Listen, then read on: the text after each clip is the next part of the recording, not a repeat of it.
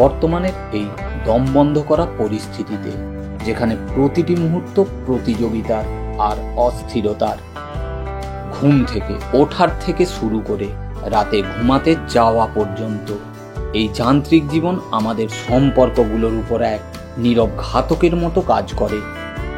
আমরা এতটাই নিজেদের ব্যক্তিগত আর পেশাগত জীবনের দৌড়ে ব্যস্ত থাকি যে কখন কাছের মানুষগুলোকে একটু একটু করে দূরে সরাতে থাকি তা আমরা হয়তো উপলব্ধিও করতে পারি না। পারস্পরিক বোঝাপড়া, ভালোবাসা, এমনকি সামান্য কথা বলার সময়ও যেন আমাদের হাতে থাকে না। ঠিক এমন সময় দেরাসের মতো কোনো শান্ত পরিবেশে ভ্রমণ এক নতুন দিগন্ত উন্মোচন করে। এই ভ্রমণ শুধু নিঃশ্বাস নেওয়ার জন্য নয়, এটা নিজের সঙ্গে, নিজের ভেতরের মানুষটার সঙ্গে সংযোগ স্থাপন করায়। প্রকৃতির স্নিগ্ধতা, পাখিদের কলরব আর চারপাশের শান্ত পরিবেশ মনকে একটা গভীর প্রশান্তি এনে দেয়।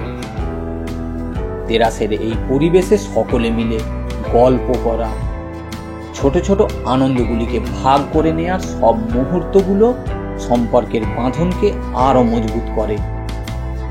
তাই এই ছুটে চলা জীবন থেকে মুক্তি পেতে দেরাসে চলুন।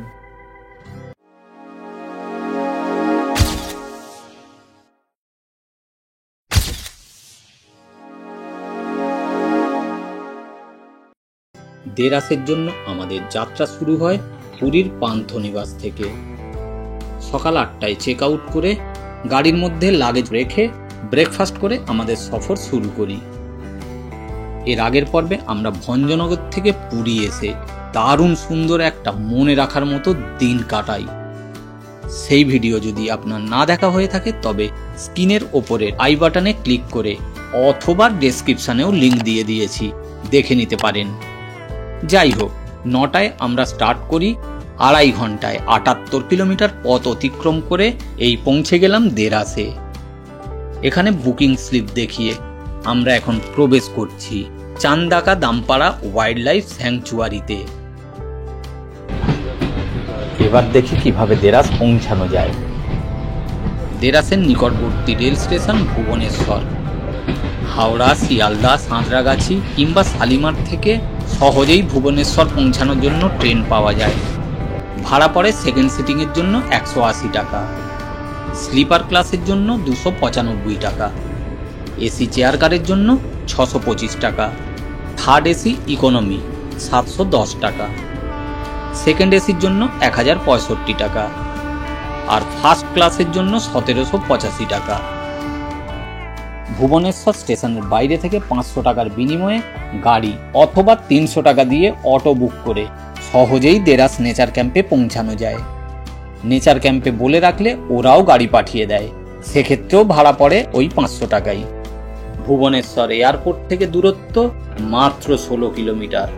সড়ক পথে কলকাতা থেকে ভুবনেশ্বরের জন্য প্রচুর বাস পাওয়া যায়। কলকাতা থেকে সোজাসুজি গাড়ি নিয়ে আসলে দূরত্ব 450 কিলোমিটার, সময় লাগে 8 থেকে 9 ঘন্টার মতো। এই এন্ট্রি গেট থেকে দেরাস নেচার ক্যাম্পের দূরত্ব প্রায় 1.5 কিলোমিটার। দেরাসে প্রবেশ করেই মনটা কেমন যেন শান্তিতে ভরে গেল। উড়িষ্যার দেরাস। বর্তমানে এই দমবন্ধ করা পরিস্থিতিতে, যেখানে প্রতিটি মুহূর্ত প্রতিযোগিতার আর অস্থিরতার, আর এই সবের থেকে মুক্তি পেতে দেরাস একেবারে সঠিক ঠিকানা। শান্ত, নিরিবিলি আর প্রকৃতির মনোরম শোভায় ঘেরা দেরাস প্রত্যেক ভ্রমণপ্রেমীর মনকে এক অপার শান্তির জগৎ উপহার দেয়। উত্তর পূর্বঘাট পর্বতমালার 193 বর্গ কিলোমিটার এরিয়া জুড়ে চান্দাকা দামপাড়া ওয়াইল্ড লাইফ স্যাংচুয়ারি, যা উড়িষ্যার রাজধানী ভুবনেশ্বর শহরের একেবারে কাছে অবস্থিত। চিরসবুজ এই অরণ্যে বিভিন্ন বন্য প্রাণী এবং শতাধিক প্রজাতির পাখির আবাস। যদিও এই জঙ্গল বন্য হাতির জন্য বিশেষভাবে প্রসিদ্ধ। এই অরণ্যে থাকার জন্য 2টি নেচার ক্যাম্প আছে, যার মধ্যে এই দেরাস নেচার ক্যাম্প অন্যতম। এছাড়াও আছে গদিবাড়ি নেচার ক্যাম্প।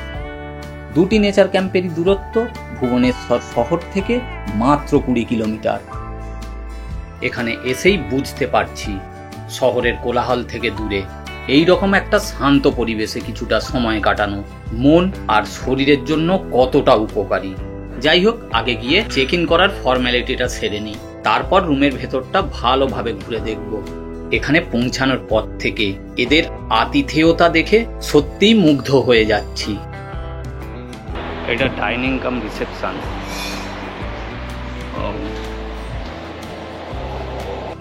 कॉटेज ये वाला, ও वाला, আচ্ছা ও वाला, আচ্ছা।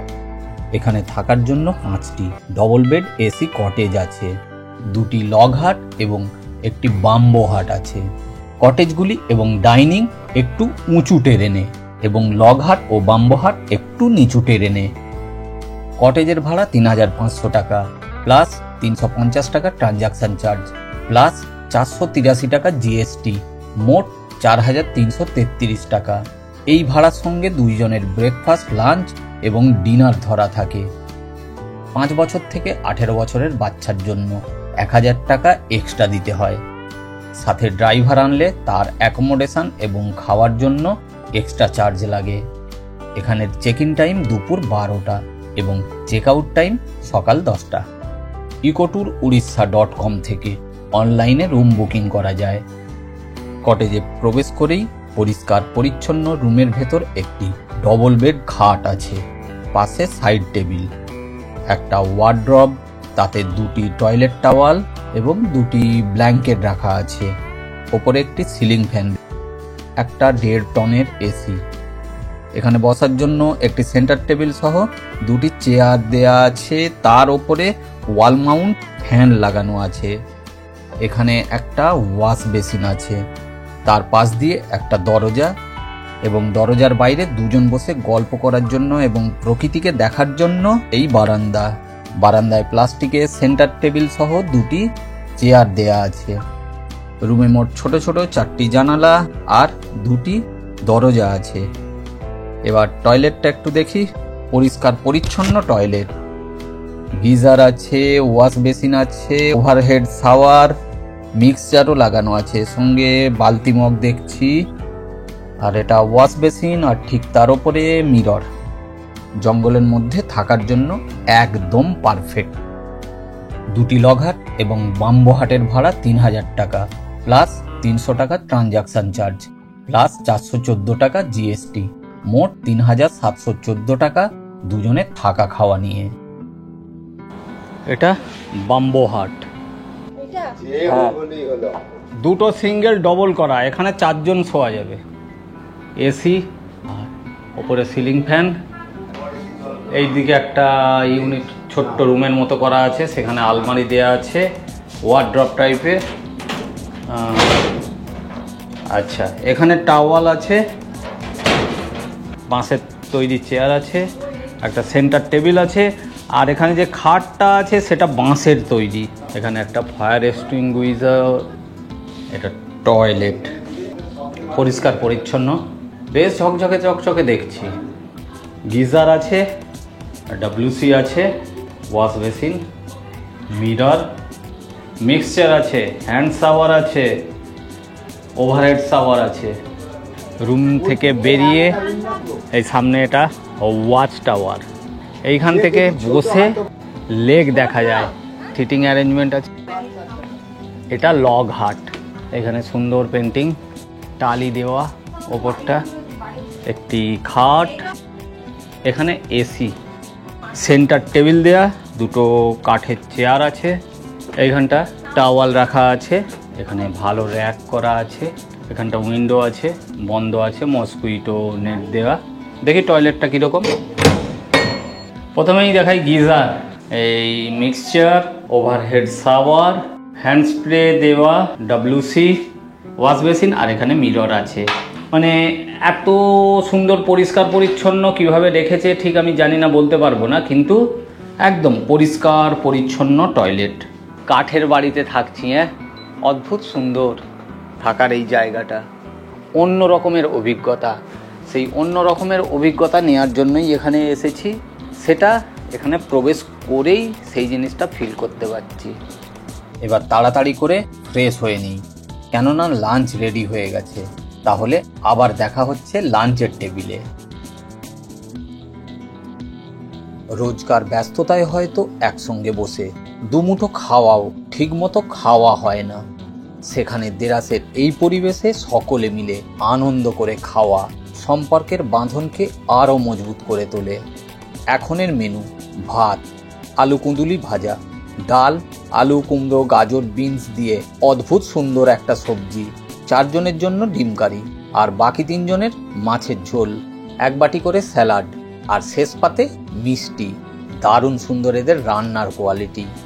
এখন খেয়ে নিই, তারপরে 2 ঘন্টা রেস্ট করে 4টে থেকে 5টা পর্যন্ত আমরা জঙ্গল সাফারিতে বেরোবো। রেস্ট করার পর আমরা এখন বেরিয়েছি জঙ্গল সাফারিতে। এখানের সাফারি 3 রকমের গাড়িতে হয়। 8 সিটার জিপসি ভাড়া 1575 টাকা, 12 সিটারের জিপসি ভাড়া 2362 টাকা এবং 13 সিটারের এসি গাড়ি 3150 টাকায়। সব ভাড়াই 1 ঘন্টার জঙ্গল সাফারির জন্য। এখানের সাফারি টাইম সকাল 7টা থেকে 8টা, 8টা 15 থেকে 9টা 15 এবং 9:30 থেকে 10:30, আর দুপুরে 3টে থেকে 4টে এবং 4টে 15 থেকে 5টা 15। এই 5টি স্লটে এখানে সাফারি হয়। আমরা 4টে 15 থেকে 5টা 15 স্লটে সাফারি করছি। অনলাইনে সাফারি বুকিংয়ের জন্য ecotoururissa.com ভিজিট করুন। যদিও আমি অফলাইনেই বুক করেছি, তার জন্য রিসেপশনে বললেই সাফারি টাইমের আগেই গাড়ি রিসর্টে চলে আসে। অফলাইনে 2 ঘন্টার জন্যও সাফারি বুক করা যায়। জঙ্গল সাফারি থেকে আমরা এখন ফিরছি। অনেক দিন পর আবার জঙ্গলের কিছুটা স্বাদ নেওয়ার জন্য 1 ঘন্টার জন্য গিয়েছিলাম। 1 ঘন্টার সাফারিতে আমাদের পোষাবে না এটুকু তো আমরা শিওর ছিলাম। তাও সেই জঙ্গলের একটা চার, একটা অনুভূতি, সাফারির একটা অনুভূতি, একটা ফিলিংস, সেটা অবশ্যই পাবো এবং পেয়েছি। সেই কারণেই আমরা সাফারিতে বেরিয়েছিলাম। সাফারির থেকে ফিরে এখন চলে এসেছি দেরাস লেকের ধারে। দেরাস নেচার ক্যাম্প থেকে দূরত্ব কম বেশি 200 মিটার হবে। এই লেকের প্রাকৃতিক শোভা যে কোনো মানুষকে মুগ্ধ করে। এই লেকে কিন্তু বোটিংও করানো হয়। 8 সিটার বোটের ভাড়া 1300 টাকা। যাই হোক, অ্যাকচুয়ালি এখানে এসেছি সূর্যাস্তের সাক্ষী হয়ে থাকার জন্য। সন্ধ্যার পর সবাই মিলে নেচার ক্যাম্পে বসে চলছে অনেক গল্প, সাথে পাকোড়া, মুড়ি এবং গরম গরম চায়ে চুমুক। এইভাবেই এই সুন্দর মুহূর্তটাকে উপভোগ করব। আর রাতের ক্যাম্পাসে একটু হাঁটাহাঁটি ঘোরাঘুরি করব। তারপর 8:30 নাগাদ আমরা ডিনার করব।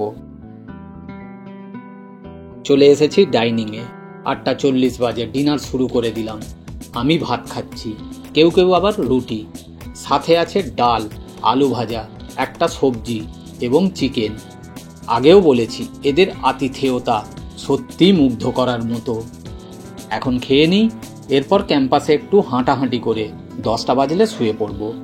আবার দেখা হচ্ছে আগামীকাল এক নতুন সকালে। ততক্ষণের জন্য গুড নাইট।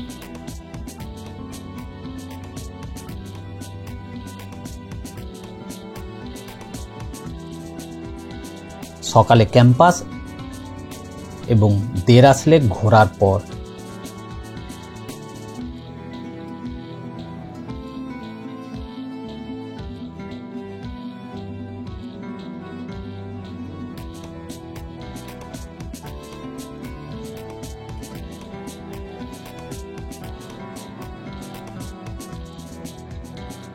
দেরাস লেকে স্নান করার পর এখন ডাইনিংয়ে এসে ব্রেকফাস্ট করছি। ব্রেকফাস্টে আছে লুচি, ঘুগনি, উপমা, ডিম এবং মিষ্টি। এরপর চা খেয়ে এখান থেকে চেক আউট করে যাত্রা শুরু করব বাড়ির পথে, মানে কলকাতার দিকে। মোট 3টে দিন কিভাবে কেটে গেল বুঝতেই পারলাম না। এখানে একটা দিন কাটানোর পর উপলব্ধি করতে পারছি যে এই ছুটে চলা জীবনে ছোট্ট একটা বিরতি জীবনের গতিপথ পরিবর্তন করতে পারে। এটা আমাকে শেখালো যে শুধু দৌড়ালেই লক্ষ্যে পৌঁছানো যায় না, মাঝে মাঝে দেরাসের মতো শান্ত নিরিবিলি জায়গায় এসে দু একটা দিন নিশ্চিন্তে পরিবারের সঙ্গে কাটিয়ে নিজের ভেতরের শান্তি খুঁজে নিয়ে আবার নতুন উদ্যমে পথ চলা শুরু করা যায়। এই দেরাসের মতো স্থানে এসে আপনার মনকে শান্ত করুন এবং পরিবারকে আরও কাছে টানুন। আশা করি দেরাসের এই সময়টা পুরোপুরি উপভোগ করেছেন। এইবারের সফরে আমরা 3 জন নয়, এইবারের সফরে ছিলাম আমরা 7 জন। আমাদের সঙ্গে ছিল কাকা, কাকিমা, ছোট মেয়ে মন্টি, বড় মেয়ে সোনু। খুব সুন্দর মেমোরিজ নিয়ে এখান থেকে আমরা এই দেরাস নেচার ক্যাম্পকে টাটা বলছি। এবার আমরা আমাদের বাড়ির পথে যাত্রা শুরু করব। আমার সঙ্গে থাকার জন্য, ভিডিওটি শেষ পর্যন্ত দেখার জন্য অনেক ধন্যবাদ। দেরাস এবং এই ভিডিও আপনার কেমন লাগলো আমাকে জানাতে ভুলবেন না। ভিডিও ভালো লাগলে লাইক করবেন, বন্ধুদের সাথে শেয়ার করতে ভুলবেন না। আবার দেখা হচ্ছে এমনই সুন্দর এক নতুন ডেস্টিনেশনে, নতুনভাবে। তাহলে আজ এই পর্যন্তই। সবাই ভালো থাকুন, সুস্থ থাকুন, ঘুরতে থাকুন। Thank you.